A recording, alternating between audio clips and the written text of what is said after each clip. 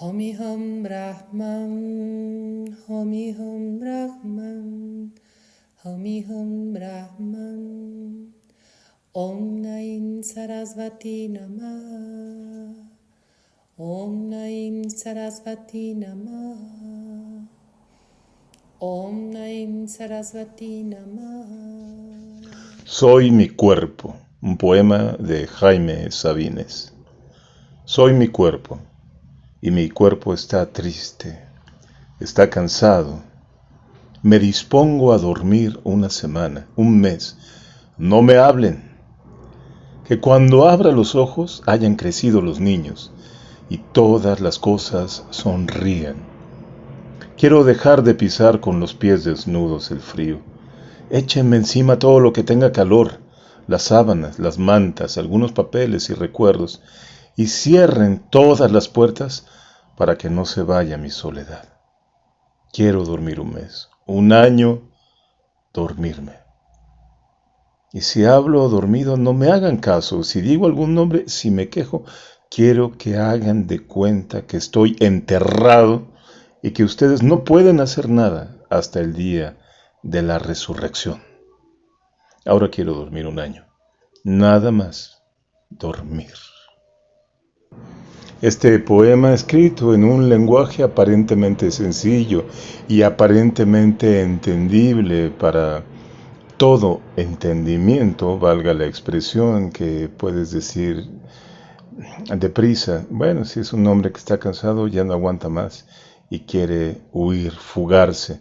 Ah, qué identificación tengo con este hombre de Sabines. Como a mí me gustaría también dormirme y despertar y que ya todo fuera mejor. Es una lectura, si quieres, hasta divertida de un poema simpático. Yo prefiero darle una connotación que tiene que ver no con un hombre cansado, sino con un hombre a punto de morir. Una muerte simbólica, por supuesto. Va a morir a una determinada concepción, a un conjunto de estados de existencia. Está decidido, lo expresa. En lugar de morir, pone dormir. La muerte es sueño. El sueño se parece tanto a la muerte. Pero no es una muerte física. La muerte física, per se, no sabemos y no sabremos qué es. Porque cuando llegue la muerte, esa experiencia, no la vamos a tener. Diría el teórico alemán Avi Warburg, la muerte será siempre esa imagen que nos falta, porque no tiene una imagen.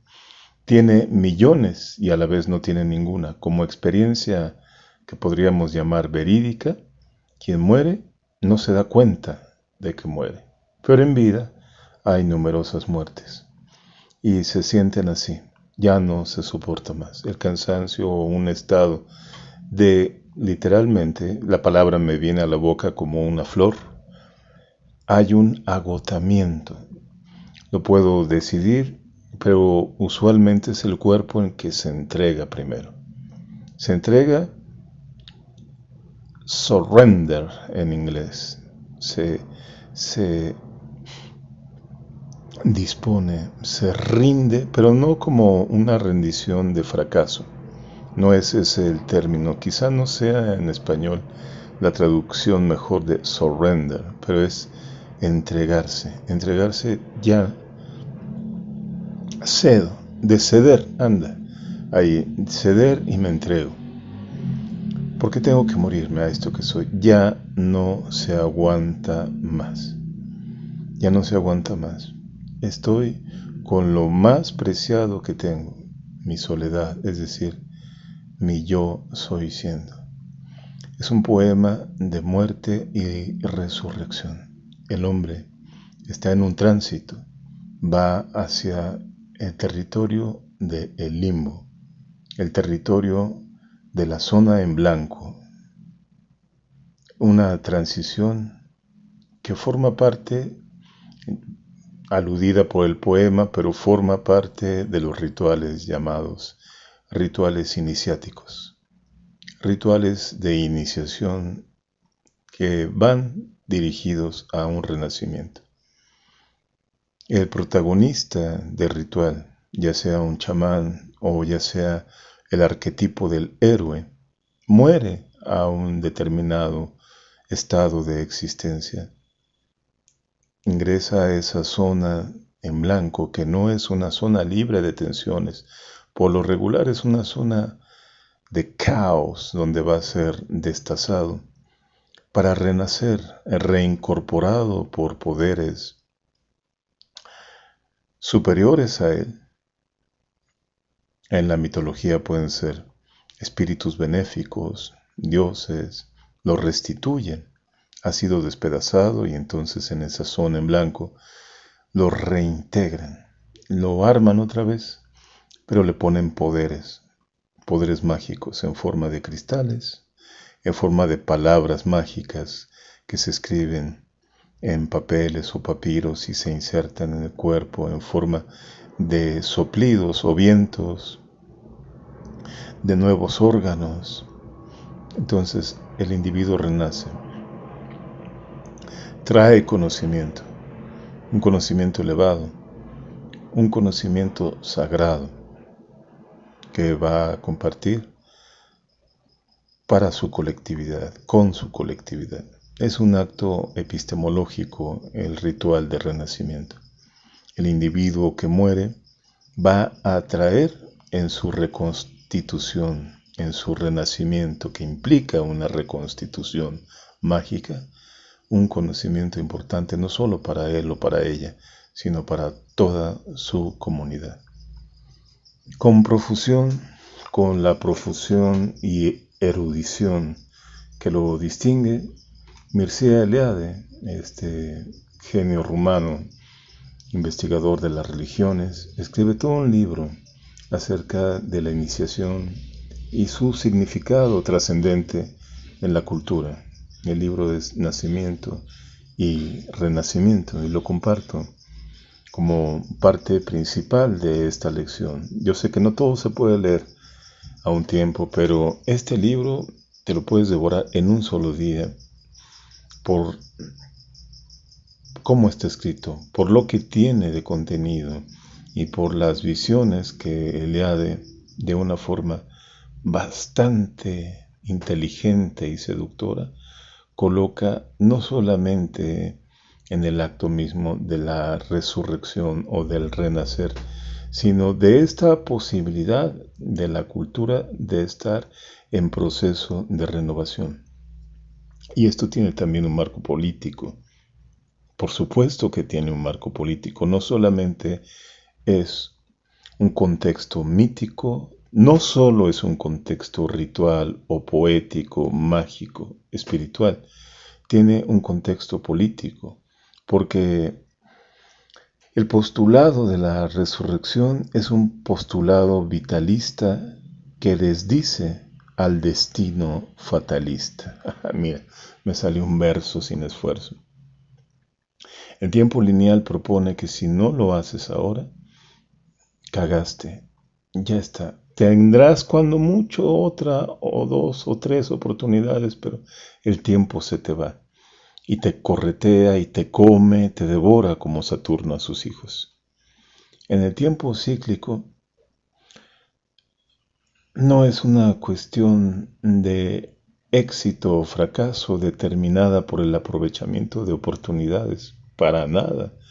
Es un proceso de conocimiento en donde incluso los aparentes fracasos son necesarios para tener este proceso de muerte y resurrección. Fracasos o situaciones muy difíciles de todo tipo, enfermedades, sufrimientos por enfermedades de amantes o familiares, penurias económicas, grandes errores como el haberte jugado la casa que le ibas a comprar a tus hijos, o pueden ser determinados por el proceso iniciático, es decir, que formen parte de la estructura que el chamán o el héroe va a afrontar. Si esto es así, si son desafíos ya programados para el proceso de renacimiento, llevan por nombre ordalías. Las ordalías son pruebas muy difíciles, muy rudas, en donde se juega uno todo literalmente. Tiene que morir uno a lo que ya no le sirve. Hemos tratado de trabajar sobre eso, pero con displicencia. Entonces, no se da. Llega el momento, hay que atravesar una ordalía para que eso se queme, incluso a pesar de nosotros. La iniciación tiene que darse incluso a pesar de los protagonistas. Ahí está la ordalía como un fuego purificador. Porque renaces o renaces. Estamos en el tiempo circular, esférico del ritual, donde, como en la danza, hasta lo más antiguo y distante se encuentra aún por nacer. Enmarcada en el tiempo político, en el tiempo normal de la flecha, pasado, presente y futuro, que me angustia porque el pasado ya pasó, irrecuperable. El futuro todavía no viene, pero qué miedo, porque es amenazante y el presente se me está escapando continuamente, apenas lo digo, ya se fue. Entonces estoy siempre volando en una falta de tiempo. Enmarcada en ese tiempo normal, la danza es poca cosa. No es mucho. Un arte efímero, dicen por aquí, por allá, por acullá. La danza, el arte efímero. ¿La ves? Ahora no la ves. ¿Y qué quedó? Pues te gustó o no te gustó. ¿Estuvo buena? Sí, se veían bien. O algunas veces, me aburrí. O sea, toda cuestión de acercamiento a ese fenómeno, pues quedaría en una superficie sin mucha posibilidad de profundizar. Enmarcada en el tiempo esférico del ritual, de los continuos procesos de muerte y resurrección, de agotamiento y florecimiento, que están en la existencia, no solamente en el ritual, están en los ciclos de toda dimensión de vida. La danza adquiere la fundamentación de la energía, su ciclicidad. La danza es este proceso, independientemente de su tema, de muerte y resurrección, de destrucción y creación. La Tandava de Shiva Nataraja. Un libro más allá de lo bello. Es el que reúne los ensayos del sabio, especialista en la investigación teórica, filosófica y espiritual del arte y en particular de las artes de la India, Ananda Coomaraswamy. El libro se llama La danza de Shiva, tiene varios ensayos. Realmente la danza de Shiva es uno de ellos. Voy a leer solo un fragmento de este ensayo en particular que viene en este libro que voy a compartir. Repito, tiene varios ensayos del sabio Coomaraswamy. Yo recomiendo, por supuesto, dirigirse sin más al ensayo número 5 que se llama La danza de Shiva. El señor de la corte de Tijai baila una danza mística. ¿De qué se trata, amor mío? Entre los nombres más destacados de Shiva se encuentra el de Nataraja, señor de los bailarines o rey de los actores. En esta advocación, el cosmos es su teatro. Su repertorio es amplio y él mismo es el actor y la audiencia. Cuando el actor redobla el tambor, todo el mundo se acerca a ver el espectáculo y cuando recoge los accesorios del escenario, se queda solo en su felicidad. Es imposible enumerar cada una de las diferentes danzas de Shiva que conocen sus adoradores, pero no hay duda de que la idea que da origen a todas ellas es en mayor medida la misma, la manifestación de la energía rítmica primaria. Ahí está. ¿Lo repito? Claro, la manifestación de la energía rítmica primaria. La energía que mencionamos en el seminario como esa energía que puede tener muchos nombres, pero realmente no tienen por qué tener alguno, que es la energía de la cual parte todo movimiento. Cualquier dinámica concebible tiene como fuente esa energía que Coomaraswamy llama la energía rítmica primaria. Continúo. Shiva es el Eros protogonos del que habla Luciano cuando dice: parece que la danza tuvo su origen al principio de todas las cosas, que nació junto a Eros, y es tan antigua como él. Podemos ver su baile primaveral en la danza coral que representa las constelaciones, los planetas y las quietas estrellas, con sus movimientos, sus cruces e intercambios en ordenada armonía.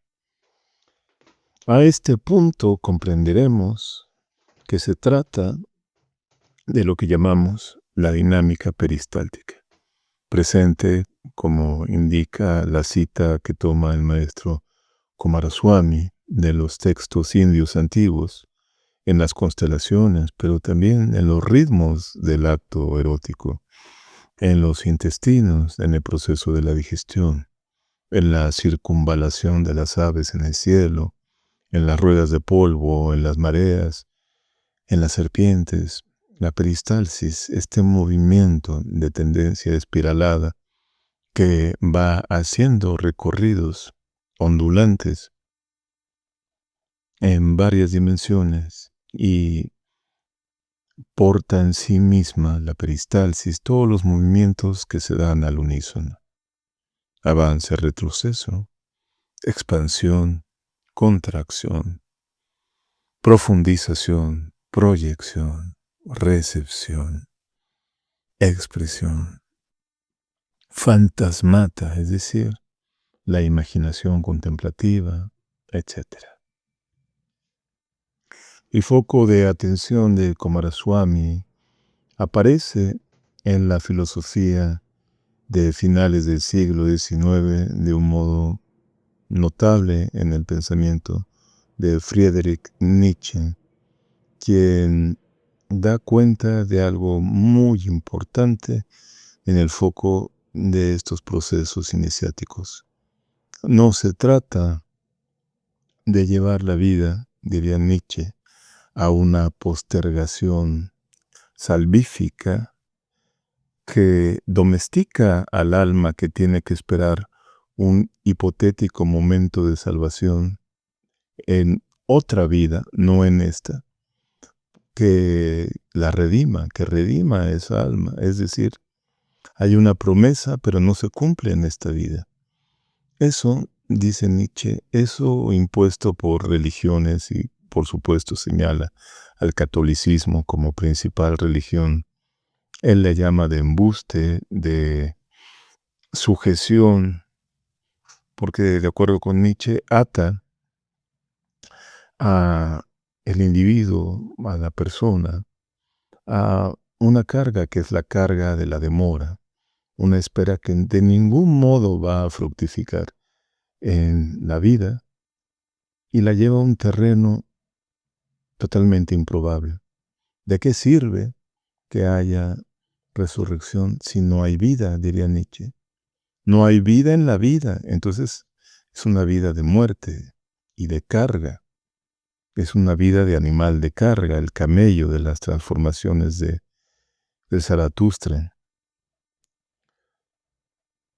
En el Zaratustra también Nietzsche habla de una extraña figura que quiere vivir más, que no espera a morir físicamente para sacarle más vida a la vida. Habla en contestación a los antecedentes que el filósofo, por supuesto me sigo refiriendo a Nietzsche, toma de Schopenhauer, cuando Schopenhauer señala la voluntad de vivir de todo existente. de preservar la vida. Y Nietzsche dice, sí, es cierto esto. Hay una voluntad, pero no se queda en el humano como voluntad de vivir. Como voluntad de vivir sería voluntad de durar, voluntad de seguir viviendo y nada más. Y en muchas criaturas, señala Nietzsche, esta voluntad es voluntad de vivir más, voluntad de expandir las condiciones constitutivas de la existencia para llevarlas a constituciones trascendentes de la existencia. Entonces, no es una voluntad de vivir nada más, diría Nietzsche, es una voluntad de poder más. Es en el territorio del seminario acceder al Pantocrator, a todos los poderes de nosotros como existentes. El hecho de existir es el ser que tiene todos los poderes, todas las potencias, que no necesite o no pueda desarrollar todas, eso no le quita que tenga todas las potencialidades. Todo es poder. La voluntad hace que el poder se convierta en acto y entonces promueva la trascendencia del ser. ¿Dónde queda entonces este proceso iniciático de muerte y renacimiento? El asumir, como el héroe asume el proceso de muerte simbólica, el asumir el ocaso, así lo llama en el Zaratustra, cuando se refiere a esta extraña figura que Nietzsche denomina el superhombre. Yo soy un tránsito, dice el superhombre en Zaratustra. Yo soy un tránsito y un ocaso, y amo serlo. Me dilapido, me fatigo hasta el agobio porque puedo renacer. Soy ese ocaso, pero hay dos ocasos. El ocaso del atardecer y crepúsculo, y la salida del sol es otro crepúsculo. Hay dos crepúsculos. Uno es el ocaso, el del atardecer, el otro es la salida, la emergencia, emerge el sol. El sol se retira, pero va a volver a salir. El tiempo es esférico, el eterno retorno que Nietzsche opone a esta idea de la resurrección o cielo después de la muerte física. Esta idea de yo tengo el presente. Este presente va a ser pasado. Entonces, vivo cada momento, cada instante, a sabiendas de que puede ser que este instante que estoy viviendo justo en este momento, me refiero aquí y ahora, donde estoy compartiendo la lección del renacer, va a volver más temprano que tarde, en algún momento, eternamente. Lo entrego de un modo completamente presente y en conexión con un conjunto de placeres, el placer de mi trabajo, el placer de las fuerzas que me sostienen y me expanden, el placer de mi voluntad, de mi virilidad, de mi magia, de mi carisma, en pleno gozo, en un conjunto barroco de placeres, este momento, que venga millones de veces, que lo quiero volver a vivir.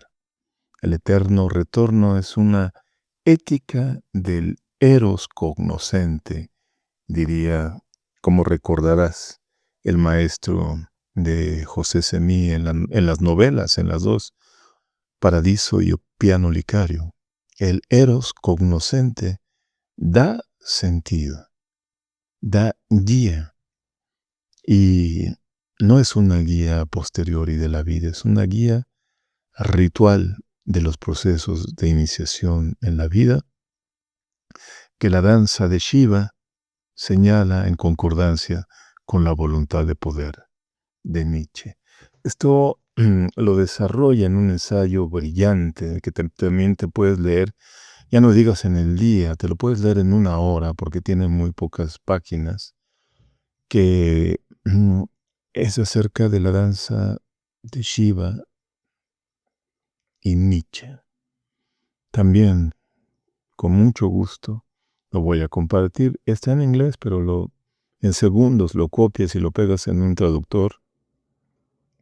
Nietzsche y la danza de Shiva, de Miguel Serrano. Así se llama esto. Y para dar un mayor horizonte a este tema, hacia la danza más cercana a nosotros, por supuesto que me viene a la mente la danza de Shiva Nataraja, interpretada por el pionero de la danza moderna estadounidense, Ted Shawn. Ted Shawn, como sabes, trabajó a la par, completamente cómplice, con su esposa y también pionera de la danza moderna, Ruth Saint-Denis. La escuela Denis Shawn se llamaba su primera institución, la creada por ambos, por Ted Shawn y Ruth Saint-Denis. La escuela Denis Shawn se llamó, pues, el proyecto de estos esposos, que fue un proyecto educativo, pero también coreográfico. Ellos hacían reconstituciones o versiones, a su entender, de danzas antiguas rituales, a su entender, pero con gran cuidado en la producción. Todos los detalles estaban cuidados, danzas que según ellos transmitían lo que pudo haber sido la danza, por ejemplo, en el Egipto ancestral, danzas antiguas de la India, danzas de Singapur, danzas maoris, danzas Hopi del sur de Estados Unidos, o la danza del águila de los Lakota, danzas de Moctezuma de los supuestos antiguos mexicanos. Tenían un gran imaginario referido a lo que según su concepción eran las danzas sagradas. La historia de ambos es fascinante. Se separaron. Ted Shawn descubrió que le gustaban más los hombres y bueno, siguió ese camino, pero juntos hicieron una intervención fascinante. Estamos hablando de la segunda década del siglo pasado, de 1913, que se unieron y siguieron trabajando hasta ya entrada la década de los 20, en esta cuestión de poner detalle en su, si quieres llamarle fantasía. Yo creo que tenía algunos elementos de investigación válidos. Claro que en mucho era una cuestión de fantasía, pero es una cuestión de fantasía tremendamente asumida por ellos. Por cierto, Shawn después fundaría lo que seguramente es el festival, o uno de los festivales más antiguos de Estados Unidos de danza, el festival de Jacob's Pillow. Quiero referirme a la herencia que Ted Shawn colocó en sus danzas, una herencia de investigación dinámica proveniente de un maestro francés excepcional llamado François Delsarte. Pero voy a presentar antes extractos que venturosamente quedaron filmados de Ted Shawn en su versión de la danza de Shiva Nataraja.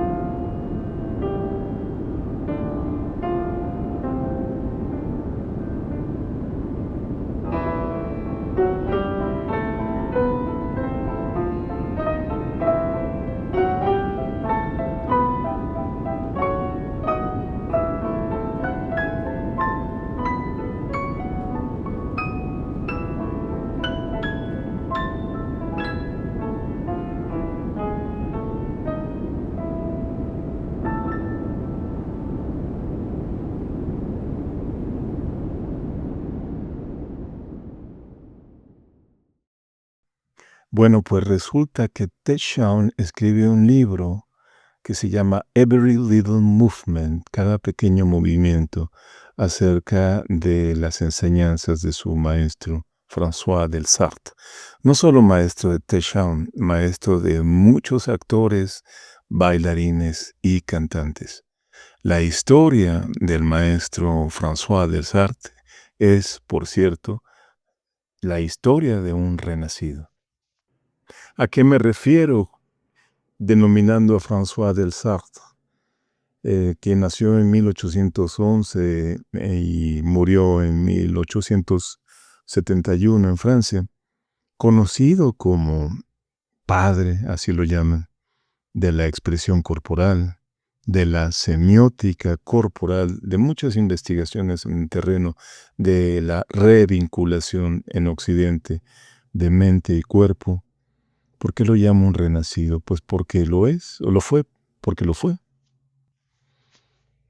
Perdió a su padre a los 6 años. Posteriormente, su madre y su hermano viajaron a París, pues buscando trabajo, la madre, para mantener a los niños, pero mueren también. Madre y su hermano mueren y Delsarte está huérfano y solo en París, que es una ciudad muy inadecuada para un joven huérfano. Hizo de todo, de toda clase de oficios,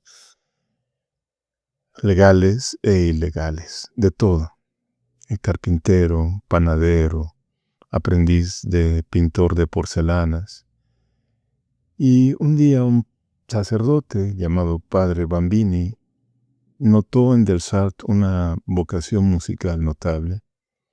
Lo tomó bajo su tutela y lo impulsó a estudiar cante y la actuación, que en ese momento le llamaban arte dramático, en el Conservatorio de París. Pero Delsarte recibió una enseñanza defectuosa que no benefició para nada su talento extraordinario para el canto. Todo lo contrario, le afectó la voz a tal modo que tuvo que renunciar a su carrera de cantante y pareció entonces volver a estar predestinado a ser en México le dirían 1000 usos, un ejecutor de múltiples oficios para poder sobrevivir. Sin embargo, el espíritu de Delsarte era un espíritu iniciático, un espíritu que abrazaba las ordalías y tomó esto con gran inteligencia. Llegó a la conclusión de que él realmente tuvo las potencialidades de un cantante excepcional, pero que lo echaron a perder en la academia del conservatorio. Entonces se propuso contrarrestar la mala educación en las artes, especialmente en aquellas vinculadas con el cuerpo. Así que dedicó el resto de su vida, todavía tenía varios años por delante, a investigar desde un punto de partida muy específico. ¿Cuáles son las leyes del cuerpo humano en cuanto a expresión, en cuanto a vida externa y externa, interna y externa? Observó de un modo autodidacta, investigó. Tenía una gran capacidad de análisis. Se metió a hospitales de todo tipo para investigar al cuerpo humano en situaciones de enfermedad diversas. Incluso frecuentó hospitales psiquiátricos para ver la corporalidad de los pacientes diagnosticados como enfermos mentales. Y así fue construyendo una teoría de deducciones muy precisas, por ejemplo, observación que las articulaciones de los miembros superiores son claves en la vida del cuerpo, como una especie de pulsos o termómetros, que los hombros son determinantes en la expresión de las pasiones y dan cuenta de la sensibilidad del cuerpo, que el codo da cuenta de la voluntad. Mira, el codo da cuenta de la voluntad, la muñeca de la fuerza vital, de la energía vital, y que el pulgar da cuenta de la vida. Y así, con esas investigaciones, elaboró su propio método de movimientos al detalle,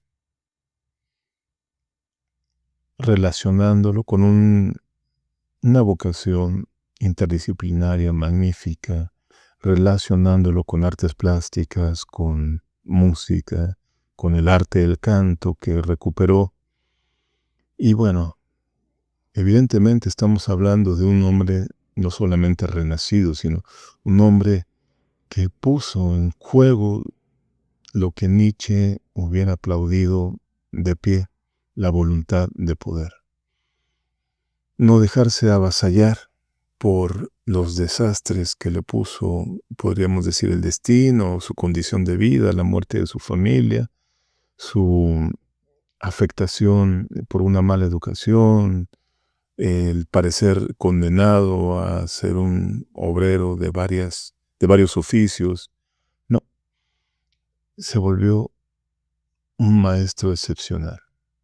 Por supuesto, tenía una beta mística muy poderosa. Se daba cuenta de dos condiciones que tenían que aplicarse al estudio del cuerpo. Las condiciones de la correspondencia, que el cuerpo es una caja de resonancia del cosmos, así arriba como abajo, la correspondencia hermética. Lo inferior es un reflejo fiel de lo superior. Y la ley de las triadas. Las energías no se congelan por oposición si hay la posibilidad de que nazca un vector energético nuevo, entonces se constituye una tríada. Hay una imagen del trabajo de, digamos, un mapa del método de Descartes, que es una especie de fractal de triadas, de formas triangulares. Pues es un sigilo, por supuesto, ¿no? Y parece ser, según testimonios de alumnos, de públicos de sus conferencias, que Descartes tenía esta condición de agalmática para transmitir sus conocimientos ya hacia el final de su vida. Fue célebre maestro. Venturosamente se le reconoció, fue saludado, se le reconoció de varios modos. También incluso, no solamente se le reconoció como gran expositor, orador, poeta porque escribía y parece que escribía excelentemente, como artista de la docencia, sino también como un maestro metafísico. Descartes ha sido clave para la generación de bailarines y coreógrafos de principio del siglo XX. Es tomado en cuenta como el gran inspirador de muchas figuras, especialmente de Estados Unidos, como ya dije de Touchdown, y ya dije que comparto de una manera muy especial, porque no sé si en algún momento te hablaron no solamente de Ted Chiang y de François Delsarte. Yo creo que no te hablaron de este libro que te voy a compartir. Está en inglés, pero como te digo, lo traduces al toque. Every Little Movement, cada pequeño movimiento. Y para darle contexto también incluso al libro de Ted Chiang voy a compartir un libro específicamente de los contextos diversos, históricos, estéticos, artísticos, científicos, del movimiento que desató François Delsarte a finales del siglo XIX, llamado en esa época delsartismo. Sí, fue un movimiento, el delsartismo, de cultivo del cuerpo y la mente, así se llama este libro, de la investigadora Nancy Lee Chalfa. el cultivo del cuerpo y la mente del sartismo americano del siglo XIX. Pues esto es un campo importante acerca del concepto de renacer que nosotros podemos seguramente percibir en nuestras historias. Porque no creo que haya una vida humana, que no tenga en su transcurso este proceso iniciático de muerte simbólica y renacimiento. Si ya lo tuvimos, a mí me importa mucho preguntarnos, ¿estamos conscientes de que podemos volverlo a tener? También estamos conscientes de que quizá lo necesitamos, pero nos aferramos a no morir simbólicamente. Nos aferramos a viejas estructuras, abrazamos códigos, experiencias, personas muertas ya. Diría el Maestro Jesucristo, dejad que los muertos entierren a sus muertos. Pero nosotros a veces no lo dejamos y nos abrazamos a cadáveres, en espacios, en personas, en hábitos que sabemos que ya están muertos. Quiero decir, sabemos que ya no nos funcionan, que no tienen nada de vida y que por el contrario nos están restando vida. Pero nos aferramos a ello, nos identificamos tanto que sentimos que sin ellos, sin esos cadáveres, no podemos seguir. Raro, porque por otro lado, pues, dado que somos inteligentes, nos es claro que aferrarse a cadáveres, pues va a traer nada más que destrucción, carencia, todo tipo de muertes simbólicas. Miedo a lo nuevo, miedo a renacer. Pensamiento de que quizá no renazco y de verdad físicamente muero, dejo de existir y ya. O miedo a la gloria de renacer, porque creo que no soy suficiente o porque no lo merezco. Es un tema abierto a análisis. Es un tema completamente íntimo, tema íntimo si los hay. Pero ya ponerlo sobre la mesa, ya poner este alce sobre la mesa y mirarlo de frente, creo yo que nos va a brindar el enorme servicio de no sacarle el cuerpo más, de hacer este análisis necesario. Y si ya tuve el proceso de muerte y estoy en renacimiento, también no es solamente goce y flores y conocimiento y el héroe o el chamán iluminado o iluminada se dispone a brindar cátedra con su nuevo cuerpo sagrado. Hay una responsabilidad o incluso un conjunto de responsabilidades que asumir con esta condición renacida. Gracias por escucharme.